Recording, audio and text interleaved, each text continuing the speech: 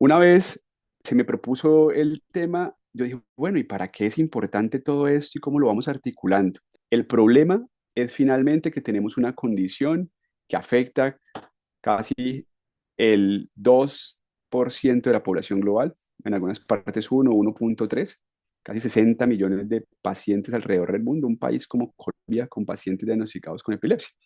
Y el problema es que uno de cada tres pacientes con epilepsia no logra un control total de esas crisis, ¿cierto? Sigue siendo una población importante. En algunos datos hay 30% de pacientes que no controlan crisis, tornándose, como denominamos, refractarios. 47 al 63%, miren, dos terceras partes de las crisis no son reconocidas por los pacientes ni los cuidadores. Tenemos algunas formas de crisis que no son motoras, algunas conductas repetitivas, algunos automatismos que no son realmente interpretados incluso por algunos profesionales de la salud identificados como crisis. Y hasta un 86% pueden ser nocturnas en los síndromes epilépticos más frecuentes, logrando pasar por desapercibidas. Esto nos hace pensar en qué estrategias podríamos utilizar para que esta cantidad de crisis que probablemente se nos pasen sean identificadas. Y es aquí donde cobra fuerza un poco lo de el primer eje, que son todos esos dispositivos que están determinados a ayudarnos a documentar crisis. Entonces, las crisis tonicoclónicas generalizadas o aquellas que son focales con propagación bilateral, tonicoclónicas, son los principales factores de riesgo que tenemos en este momento para que un paciente con epilepsia pueda tener complicaciones tales como muerte súbita por epilepsia. Un tema importante a tocar en cada una de nuestras consultas, saber que existe un riesgo inminente en cuanto no controlemos las crisis. Y tener más de una crisis tónico-clónica generalizada al año, al igual que dormir solo, aumenta el riesgo de 67 veces en estos pacientes que tienen este tipo de crisis. Por tal motivo, identificarlas ayudará a prevenir todas esas complicaciones. ¿Por qué es tan importante la detección automatizada? Por esta razón. Hay una nueva evidencia desde 2021 ya, tanto la Liga Internacional contra la Epilepsia como la institución o la Fundación de Neurofisiología Internacional finalmente comienza a utilizar esa tecnología en pro de que los pacientes la usen. Pero miren la evidencia que existe. Los wearables válidos utilizan algunas tecnologías que permiten controlar o evidenciar aceleraciones o desaceleraciones en la frecuencia cardíaca. ¿A través de qué? De una cosa que se llama acelerometría. Electromiografía superficial, electroencefalografía superficial, toda la parte de integración de movimiento y frecuencia cardíaca, alcanzando, miren, una sensibilidad importante, casi entre el 90 y el 96% de sensibilidad para captar este tipo de crisis, especialmente que hablábamos, que son tónico-clónicas generalizadas o aquellas focales que propagan a bilateral. Para las ausencias todavía no existe evidencia importante, a pesar de que hay uno u otro artículo, pero que se queda falto de evidencia. Tiene una baja tasa de falsas alarmas, 0,2 a 0,7. Miren que no logra hacer una falsa alarma en 24 horas. La recomendación oficial que existe en este momento de evidencia es usar dispositivos validados para este tipo de epilepsias, como les mencionaba, que tiene síntomas motores.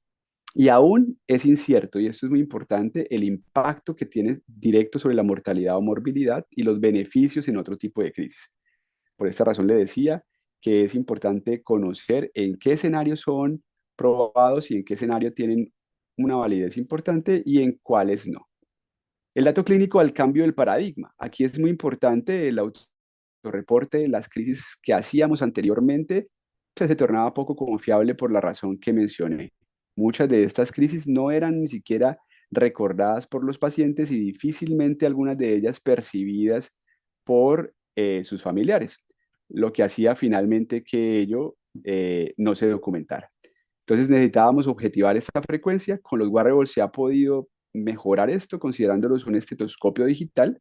Recuerden que el estetoscopio es esa herramienta que utilizamos en el consultorio, terminando ser muy útil para detectar en tiempo real, activar las alarmas para intervención rápida. Recuerden que una crisis que dure más de 5 minutos, pues ya estaríamos hablando de, eh, de un estatus epiléptico. Por tal razón nos permite también actuar en pro de que sea en pro de que sea más rápido. Potencial para prevenir lesiones y también muerte súbita. Entonces hay un llamado que está para todos nuestros oyentes aquí, que es un llamado a la acción. Incorporar estos dispositivos validados en los pacientes de alto riesgo. ¿En quiénes? En quienes tienen una frecuencia alta de crisis tónico-clónicas o focales con propagación bilateral. Exigir investigación clínica que demuestre impacto en desenlaces duros, como cuáles lesiones, especialmente aquellos pacientes que tienen lesiones permanentes por sus crisis, traumas, en quienes tienen más riesgo de muerte súbita por epilepsia, que son todos aquellos que tienen mayor número de fármacos, mayor número de crisis, y en pro de mejorar la calidad de vida de nuestros pacientes. La tecnología ya está aquí, entonces en realidad la brecha no es una brecha científica, la brecha que existe es de implementación y de conciencia en cada uno de nuestros sistemas de salud. Por tal razón, todas estas actividades que hacemos en socializar y compartir conocimiento ayudará a que esta barrera administrativa y de sistemas de salud probablemente se mejore en gran manera. Detección automática, miren que tiene algunas limitaciones, como dijimos, los dispositivos. Sin embargo, pues va a haber una gran balanza positiva. Dependen de batería, hay que tener conectividad en muchos de ellos, incluso de red. Entonces, en algunas zonas de países con bajo ingreso y mediano ingreso económico, va a haber algo de dificultad con la conectividad y hay un acceso desigual en países de bajos recursos. Estas barreras son las que tenemos que tratar de mejorar. Miren que les hice una tabla comparativa, considerando aquí todo lo que son los dispositivos como relojes que tienen acelerómetros, cuáles son sus pros y sus contras, el EEG portátil, o sea, un dispositivo que permite hacer electroencefalografía en casa, que es otro de los que vienen promoviéndose para el uso de nuestros pacientes, mejorando la accesibilidad y los sensores que tienen varias tecnologías que permiten ser también más preventivos. Los primeros tienen alerta de crisis tónico-clónicas con mayor autonomía. Mire que tienen falsos positivos muy bajos. El eje portátil tiene un registro prolongado, un diagnóstico más rápido, permitiendo que el paciente esté en la comodidad de su casa, que esté más confiado. No sé si muchos de los pacientes que nos escuchan cada vez que son llevados a las salas de monitoreo no tienen crisis y cuando llegan a sus casas tienen la crisis. Es posible que algo de la tensión que existe al ser monitorizados y demás en un lugar por fuera de sus casas, a pesar de que uno pretendería o asumiría que puede existir una mayor tensión que precipite crisis, normalmente a veces las inhibe. ¿Sí? Entonces hacerlo en sus lugares habituales permite tener unos buenos registros. Y los sensores multimodales predicen eventos en minutos antes de que sucedan las cosas, generando algunos contras y es que los están sacando muy costosos y como les dije, la accesibilidad en países de Latinoamérica han sido más limitados. Estos dispositivos todos permiten un monitoreo continuo y personalizado, pero aún requieren validación. Esto conecta pues todo con el eje 2 que vamos a ver ahora, que es este eje ambulatorio. Miren que hay estudios como el de González, que mostró que este electroencefalograma que se hace, hasta en un 50% el convencional, el que se hace en las clínicas, no logra captar descargas epilépticas y no refleja realmente la condición de ese paciente. Entonces, hacer electroencefalogramas ambulatorios ha demostrado en estos estudios, especialmente en el estudio de González, mejorar esa posibilidad de captar actividad eléctrica casi 2 veces o 2.5 veces más que aquel que hacemos en las clínicas.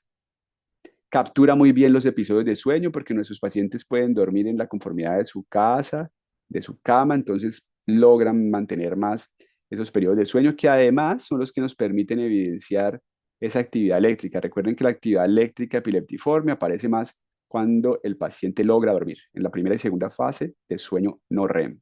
Los estudios ambulatorios han mostrado que también, especialmente en ese estudio de González, mejoran la parte de accesibilidad.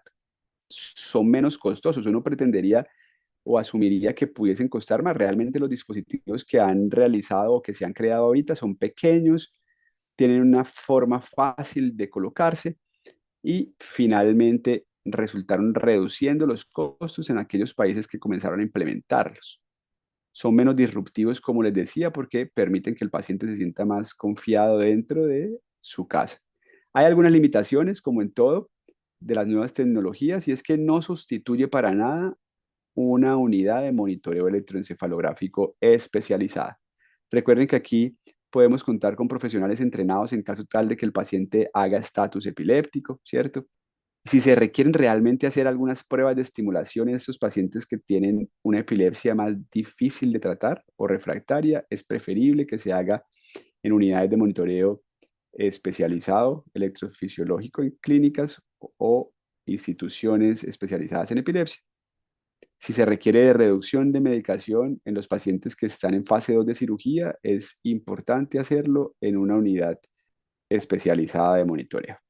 El eje ambulatorio también se convierte en una posibilidad para aquellos pacientes que llevan años o que llevan meses, especialmente en nuestros países en Latinoamérica, esperando que se les haga el estudio.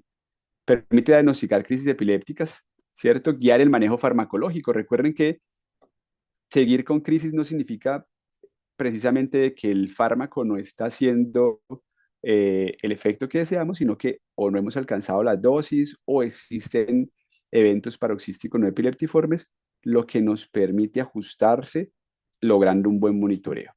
Cuantifica el porcentaje de descargas.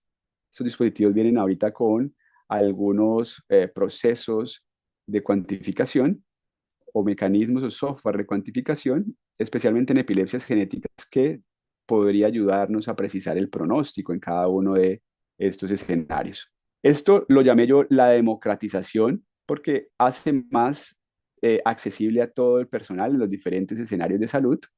Hay un futuro cercano con estos dispositivos subescapulares, wearables híbridos que no requieren finalmente conexión a Wi-Fi, son menos invasivos. No es solo una alternativa. Yo pensaría que dentro de todo lo que tenemos en la literatura, si lo interpretamos, hay un monitoreo real, continuo y personalizado. Lo único es que toca individualizar a cada paciente. Recuerden que no todas las tecnologías son para todos los pacientes, al igual que no todos los medicamentos son para todos los pacientes. Y a pesar de que comienzan a jugar un papel importante en la parte de diagnóstico, recuerden que la mayor sensibilidad para crisis no captadas en el hospital pudiese ser la opción de hacer ejes ambulatorios. En aquellos pacientes que requieren ya descenso de fármacos, fase 2 de cirugía, preferiblemente en unidades especializadas de monitoreo intrahospitalario. Las limitaciones de los artículos que se trajeron para este tema finalmente es que son revisiones narrativas, no son sistemáticas. La muestra de estos pacientes todavía sigue siendo muy baja. Entonces los estudios, según la calidad metodológica, siguen siendo algunos criterios de expertos, donde no se ha hecho análisis de sesgos, ya que hay que tomar con cuidado toda esta información. Hay mucha evidencia heterogénea, dado que mezclan diferentes estudios, algunos prospectivos, otros retrospectivos. La aplicabilidad es limitada, ¿sí? Los datos son sólidos en epilepsia temporal prequirúrgica, o sea que en esa epilepsia que es temporal, focal, que tiene algunas crisis motoras, han sido muy efectivos y han sido muy eficaces. En el resto de crisis y otros escenarios hay que seguir haciendo estudios más amplios. Por eso aquí les traje este resumen. Hacer eje ambulatorio se puede hacer de 24 a 72 horas. Los pro, que hay mayor probabilidad de captar crisis, dado que se hace en casa. Los contra, que puede tener algunos artefactos por falta de supervisión. Recuerden que hacerlo dentro del hospital nos permite tener supervisión y ajustar algunos artefactos, tanto eléctricos como de movimiento. El eje domiciliario tiene una reducción importante en costos hospitalarios y hay una necesidad de equipos robustos de conectividad. Ahorita con respecto a neuromodulación, mire que la tecnología en el eje 3 que les colocaba yo desde el principio viene dándonos también opciones de tratamiento en aquellos pacientes que no son quirúrgicos, que no responden bien a la parte farmacológica, pacientes que son denominados refractarios, pues aparece todo lo que es neuromodular. ¿Y qué es neuromodular? Son dispositivos que utilizamos para colocarlos en el paciente de tal forma de que ayude a reducir sus crisis. Ahí entra el estimulador del nervio vago en este estudio de Morris, que es una revisión sistemática, miren, bastante larga, con estudios desde 1999 hasta el 2011, 12 años de recolección de estudios, mostraron tres estudios clínicos clase 3, miren que con una muestra importante, 470 niños, donde se demostró una reducción de crisis del 50%. Importante. Aquellos pacientes que tienen más de 20, 30 crisis al mes, la estimulación del nervio vago se convierte en una estrategia importante si ese paciente no es candidato a cirugía, ya sea porque tiene múltiples focos o porque finalmente el área que está comprometida es un área elocuente, que comprometa el lenguaje, que comprometa la visión y no se puede intervenir. El otro, cuatro estudios clínicos controlados en niños con Lennox-Gastaut, una reducción de crisis de más del 50%, y en dos estudios clínicos controlados con una muestra de 31 adultos, mejora el estado del ánimo. Entonces, miren que no solamente es reducción de crisis, estos estudios han mostrado que también mejoran el estado del ánimo en algunos de los pacientes que cursan con epilepsia y con trastornos del ánimo como depresión, ansiedad. Si ustedes ven ese otro estudio, nos muestra cómo la tasa de respondedores es creciendo conforme pasa el tiempo. Este estudio con 2.869 pacientes y 78 estudios muestran que 60% responden al estimulador del nervio vago y logrando una libertad de crisis en 8% de los pacientes. O sea, 8 de cada 100 con esta tecnología logran estar libres de crisis. Este estudio a largo plazo nos muestra también que impacta, como ustedes ven aquí la línea azul, mejora la alertabilidad de los pacientes que por crisis mantienen con mucho trauma o con mucha sedación por los múltiples fármacos, mejora el estado posictal, reduce el tiempo del estado posictal y reduce también las crisis en clúster o las crisis que se presentan de seguido. Esta es otra tecnología de neuromodulación que no tenemos en Colombia. En ese momento solamente Estados Unidos lo tiene. Miren acá, se llama el RNS o estimulación sensible. ¿Y es sensible a qué? Es sensible a toda la actividad neuronal.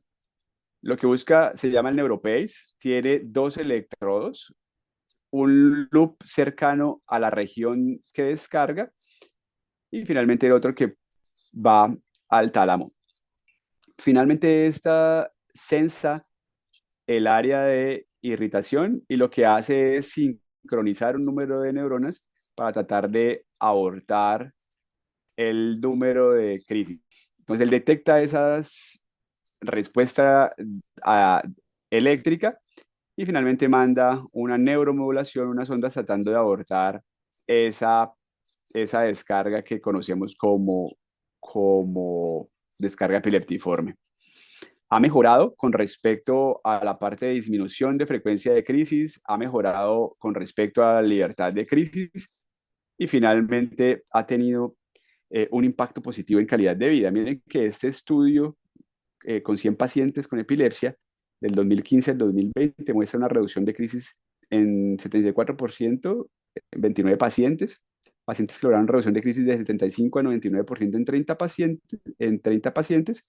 Y miren que la libertad de crisis no es nada despreciable. 19 de cada 100 pacientes lograron estar libre de crisis con esta tecnología. Los beneficios adicionales: disminuye la duración de las crisis, la severidad, disminuye el tiempo posictal de somnolencia, desorientación. Hay mejores resultados conforme pasan los años después de haberse implantado.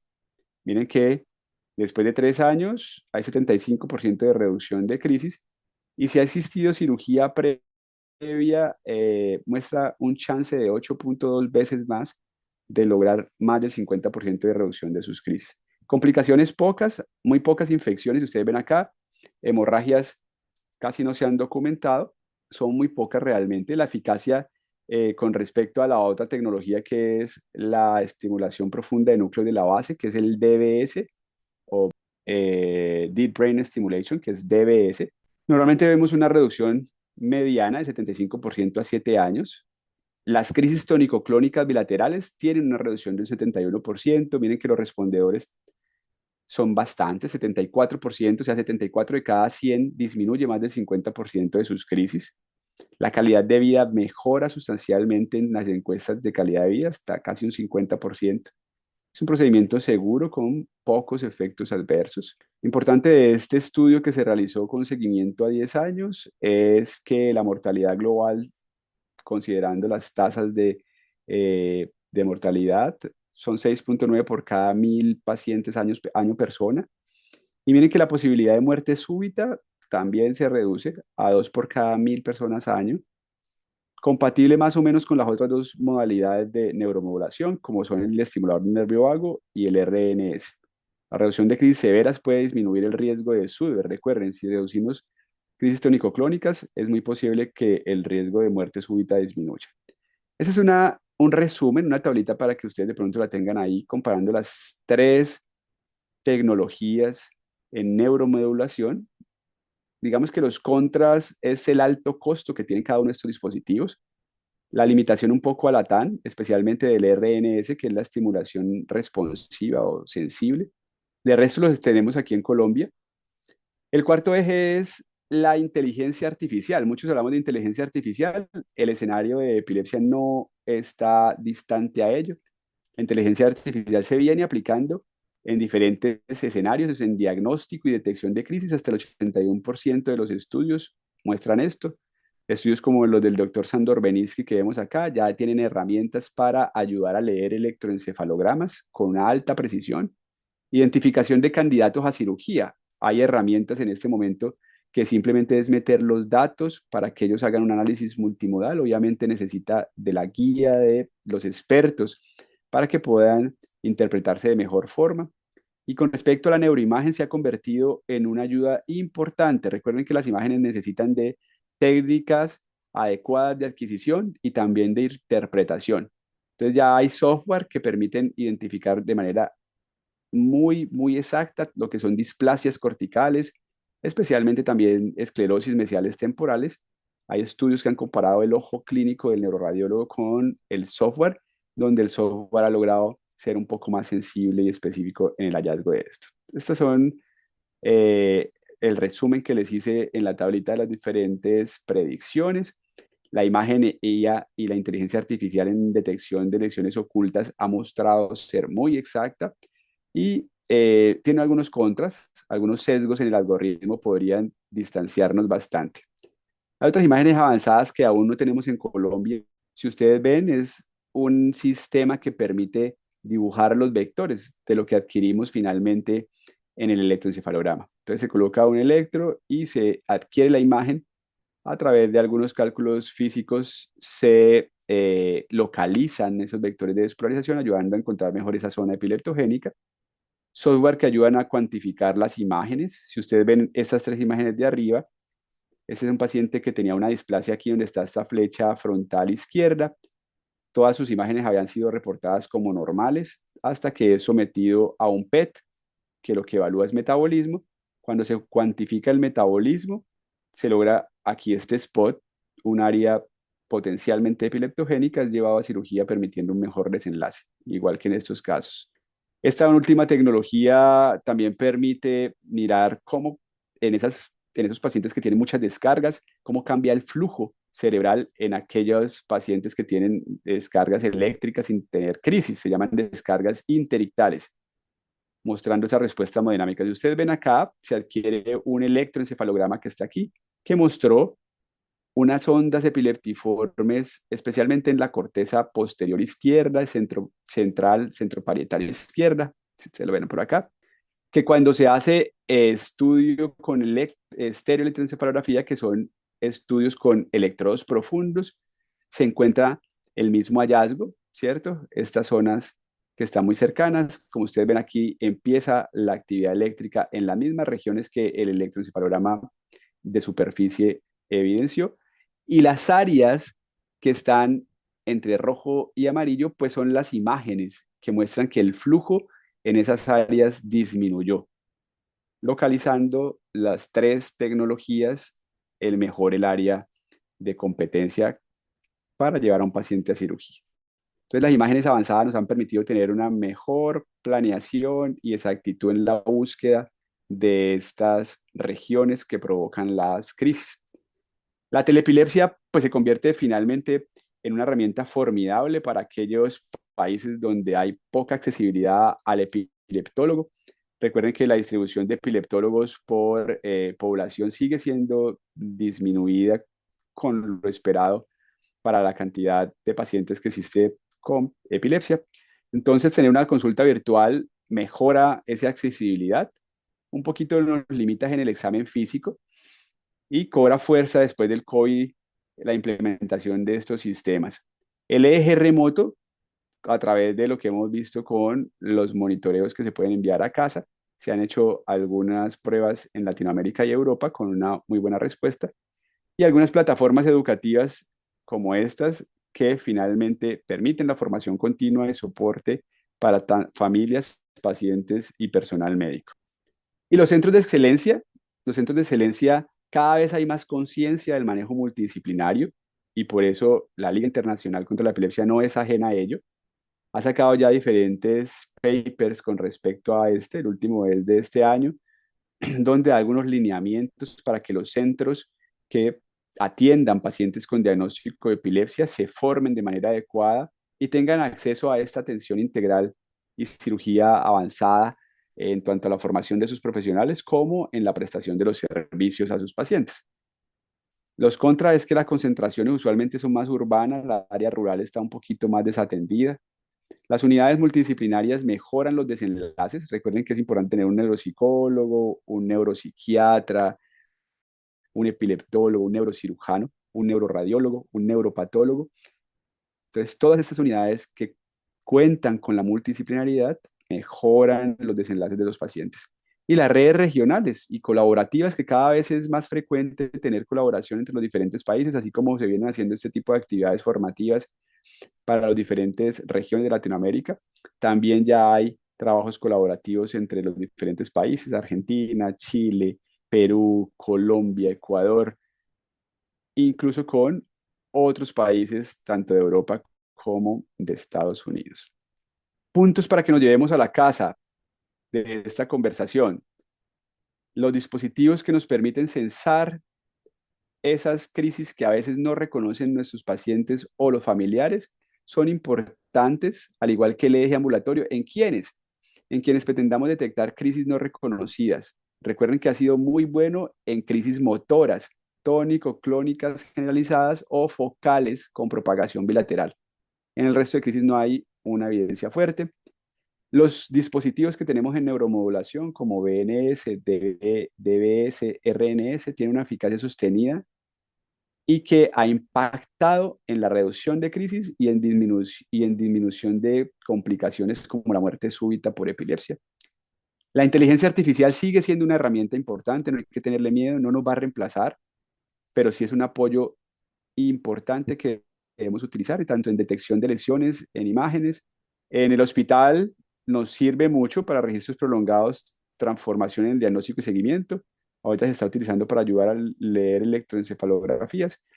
No reemplaza la acción del epileptólogo, recuerde muy bien eso.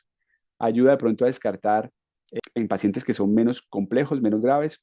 Y la interacción tecnológica hay que implementarla, hay que seguir proveyendo el acceso a los diferentes escenarios, tanto rurales como urbanos, y a las diferentes personas, tanto en Latinoamérica como en otras regiones más apartadas.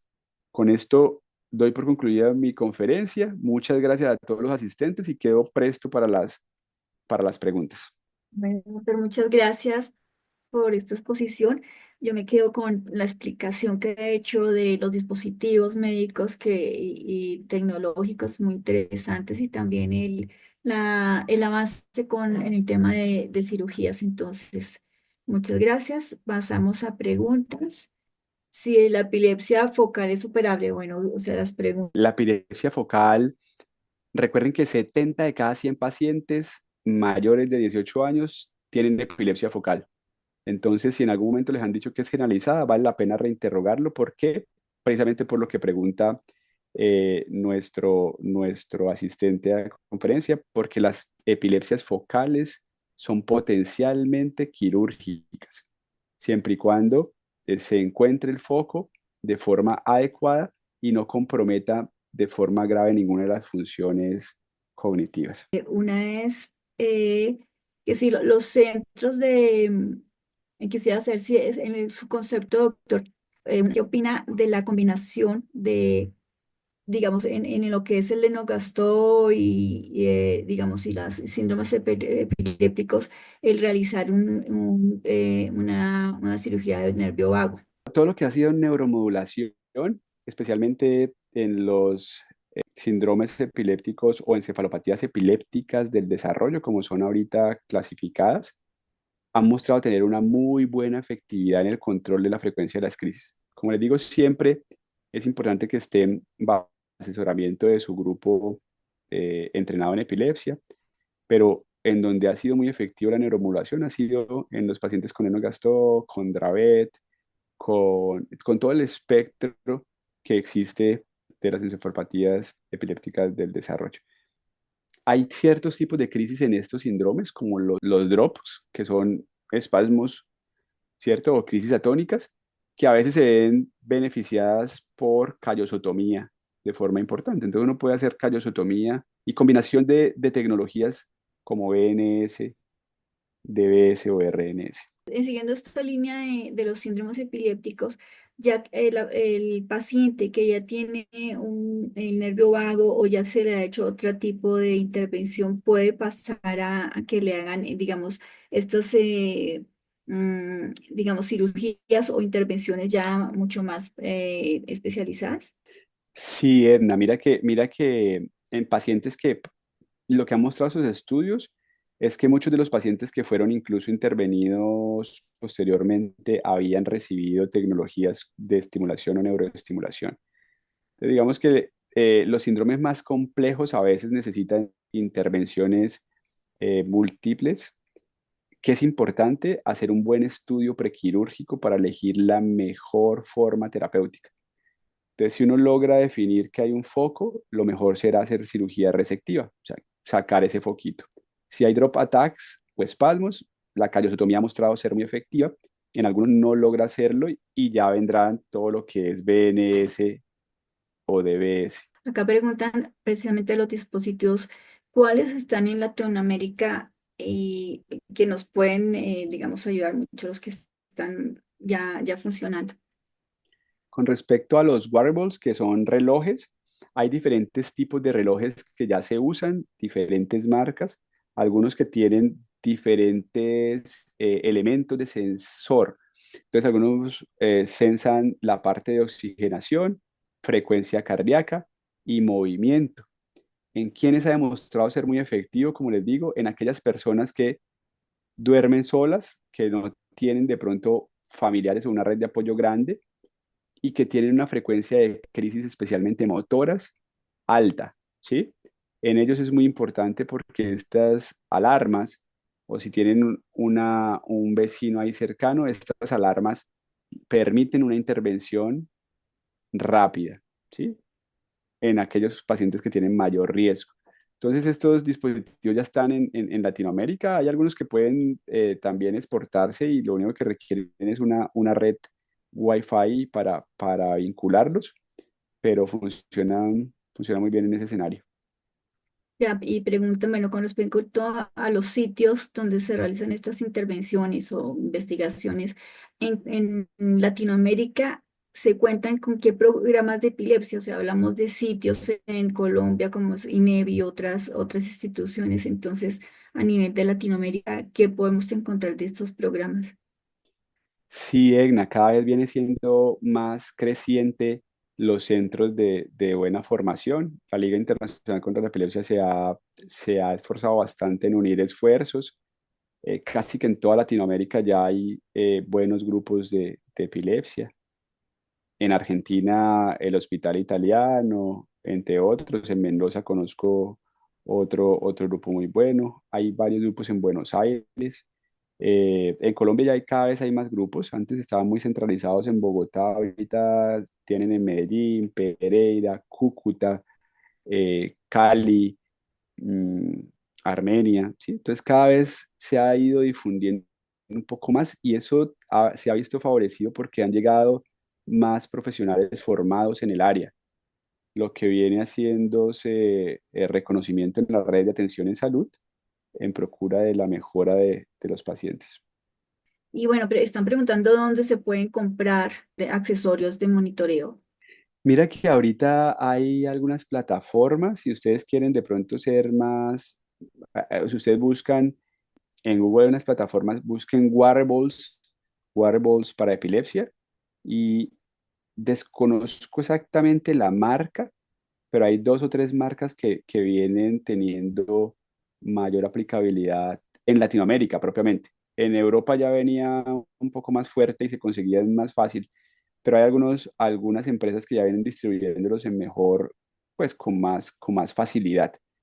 En este momento no tengo exactamente las casas distribuidoras, pero podemos luego enviarles algún comunicado cuando les averigüen. Sé que sí hay algunas casas distribuyéndolos a nivel de Latinoamérica. Porque podemos decir que ya estamos como recibiendo esos tipos de ayudas de dispositivos para que podamos ser mejor tratados o podamos llevar la epilepsia de una mejor manera, ¿cierto? Digamos, Egna, que estos dispositivos de relojes son muy útiles, especialmente para disminuir complicaciones, como cuáles, como la muerte súbita, que es más frecuente en pacientes con crisis tónico-clónicas que tienen mayor frecuencia. Entonces, muchos de ellos las tienen durante la noche.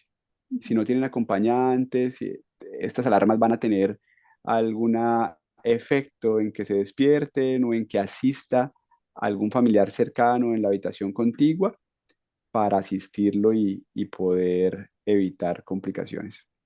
Y aquí hay otra pregunta que dice, si una persona con diagnóstico de epilepsia mioclónica juvenil tiene las crisis tónico-clónicas corti-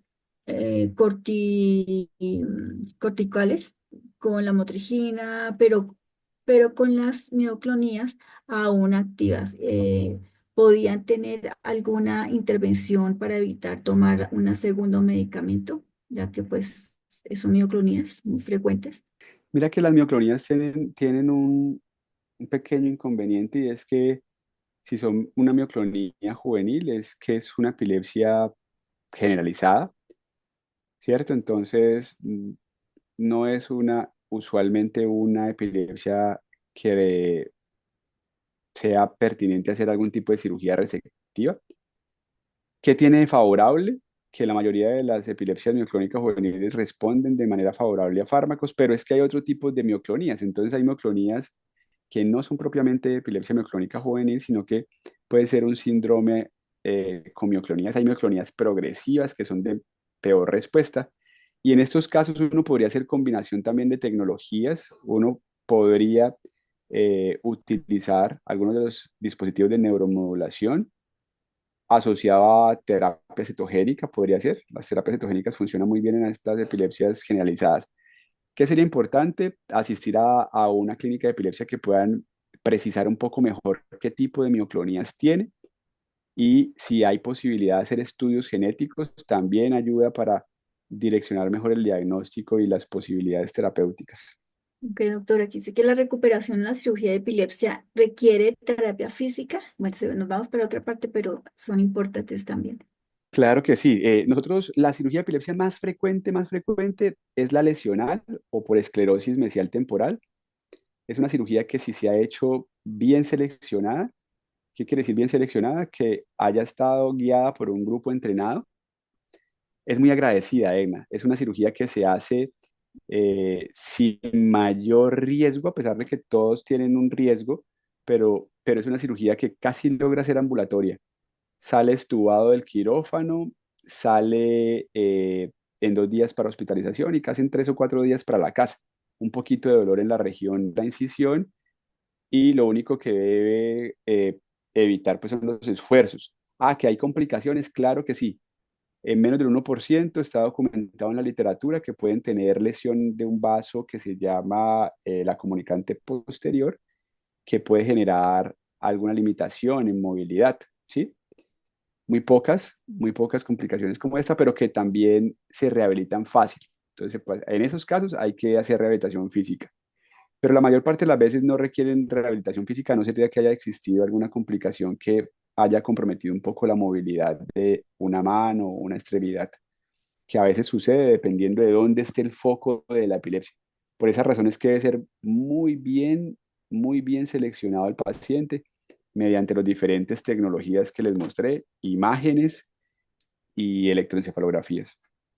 Ya, aquí comentan que si se pueden hacer monitoreos con estos aparatos y lo pregunta alguien de México y si se puede pues recomendar algún tipo para que ellos puedan de pronto encontrarlo. Con los aparatos realmente no, con los relojes no se pueden hacer monitoreos hasta el momento, son simplemente alarmas que avisan cuando el paciente está teniendo crisis, pues algunos de ellos incluso minutos o segundos antes para que el paciente pueda colocarse seguro o para que pueda recibir asistencia si vive solo. Con los electroencefalogramas ambulatorios, hay ya sitios que están implementando esa tecnología para que el paciente pueda llevarlo a casa. Y en Colombia tenemos algunos sitios que están implementando esta tecnología, pero que lo adquieran ellos no. Digamos que a través del sistema de salud se Perdón. les provee al paciente para que lo lleven a casa. Ya, aquí comentan sobre si pueden apoyar, o sea, si nos puede colaborar con un aparato que pueda emitir una alarma y digamos, y nos pueda ayudar, digamos, a evitar esas crisis. Sí, Otra. hay como les dije, hay algunos relojes que ya los están comercializando. Marcas exactamente en este momento, sé que incluso Samsung por ahí tiene un wearable para epilepsia, Ya, pero lo que les diga, se pueden hacer. España tiene gran parte de estas tiendas, especialmente con algunas instituciones propias que logran vincularse con los dispositivos, con los reloj, con los teléfonos, y de esta manera un familiar o amigo pueden también tener avisos o alarmas de si el paciente está necesitando ayuda en ese momento.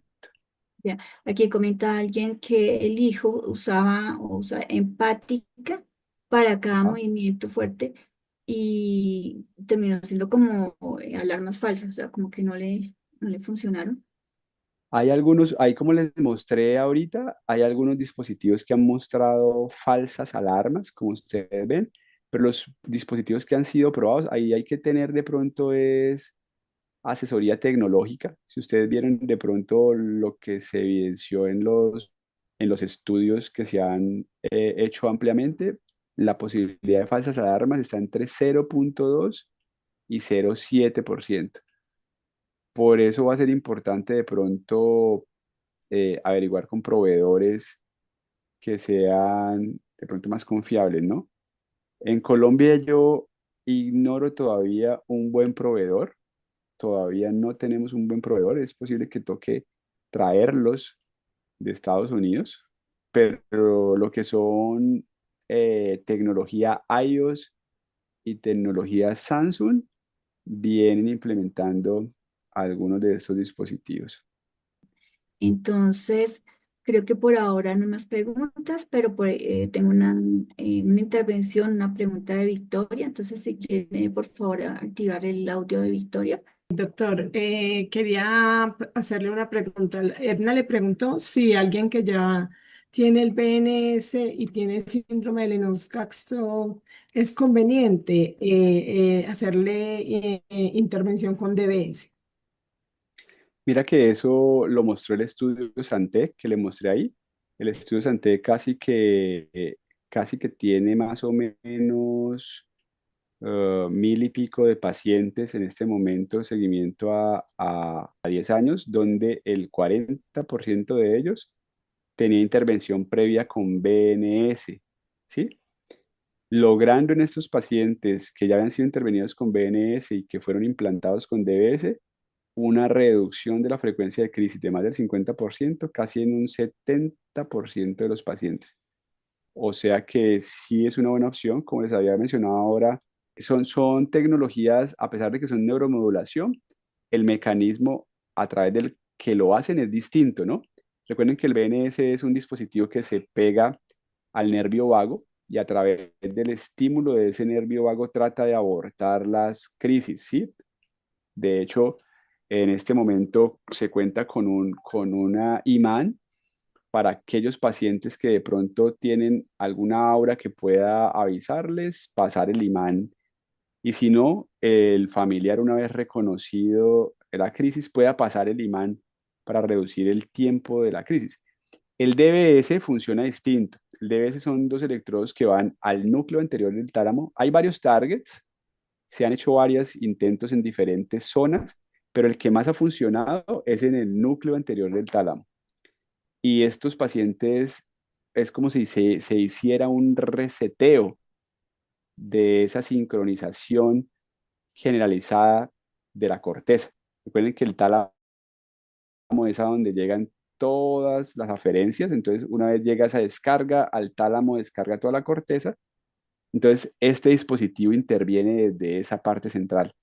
Es un mecanismo de acción diferente, digamos que es una evidencia que sigue construyéndose, pero que viene mostrando muy buenos resultados, especialmente en este estudio que se llama Ok, SANTE. gracias, Doctor, doctor. y yo quería preguntarle también no sé por qué, o sea, se vio en Brase, pero nunca más, o sea, no se tiene acceso a él en todos los países de Latinoamérica. ¿Qué tan efectivo es? El cual, Victoria, el RNS, el NeuroPace. No, el Embrace. Ese era una especie de reloj que alertaba. Ah, no, Victoria, no tengo mucha experiencia con el Embrace, la verdad no lo hemos visto, por lo menos nosotros no tenemos en nuestro centro ningún paciente con él. Eh, no conozco realmente l- la efectividad del Embrace. No, de todas maneras, por aquí ya todos están agradeciendo su Sí, mira, charla, que estuvo Victoria, muy buena. aquí hay una pregunta que falta.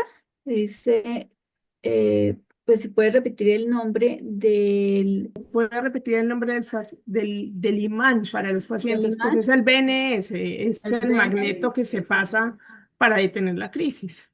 De acuerdo, sí. El imán es parte del BNS. Recuerden que el BNS es un dispositivo que, como les mostré, se implanta debajo de la clavícula, por debajo de la piel.